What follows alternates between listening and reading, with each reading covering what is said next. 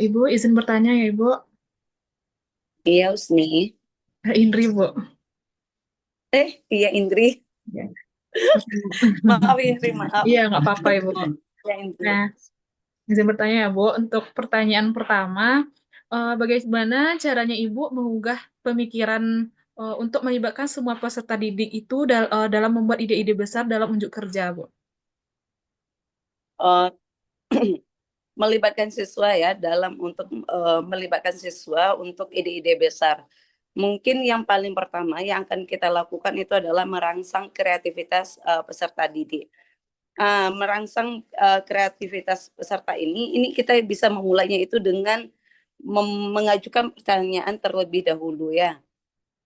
eh, untuk merangsang ide-ide kreatif anak-anak ini kita dapat melakukannya dengan mengajukan pertanyaan dan menggali lebih dalam ide-ide yang dimiliki oleh siswa sehingga ini dapat tercapai merangsang kreativitas yang dimiliki oleh siswa.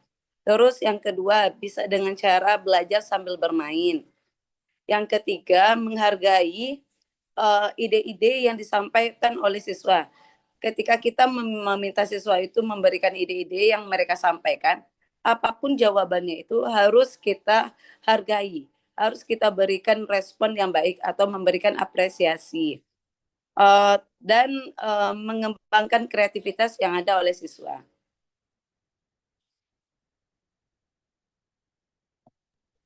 Nah, kalau Iya, untuk itu, mungkin Bu, itu ini. dalam situasi apa saja yang dapat melibatkan peserta didik itu untuk membuat ide-ide besar seperti yang menarik, konkret, konkret gitu, Bu?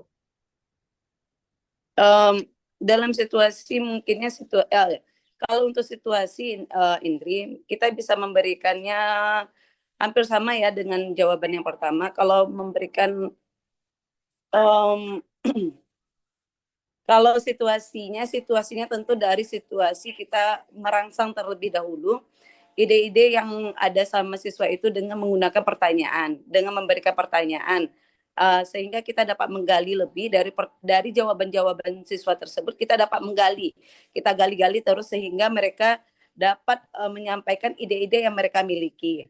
Terus yang kedua dengan memberikan apresiasi atau reward. Oke. Untuk bagaimana pendekatan penyampaian materi sehingga menghasilkan minat peserta didik dan keingintahuan terhadap materi gitu, Bu. Pendekatan yang dapat dilakukan mungkin pendekatan saintifik ya, yang sering kita lakukan itu adalah pendekatan saintifik, terus pendekatan konstruktivisme. Mungkin dua pendekatan itu yang dapat kita lakukan untuk menghasilkan minat dan keingintahuan peserta didik. Eh, Peluang seperti apa yang bisa menopang minat peserta didik terutama ketika keadaan pembelajaran terasa sulit, Bu? Kalau untuk peluang pembelajaran kalau udah terasa sulit mungkin yang paling apa itu adalah pembelajaran mandiri. Pembelajaran mandiri bersama kelompoknya. Jadi kalau siswa itu udah merasa sulit, mereka bisa bekerja sama bersama kelompok untuk saling memberikan masukan atau saling menjelaskan apa pembelajaran yang sedang mereka pelajari. Mungkin dengan pembelajaran mandiri bersama kelompoknya.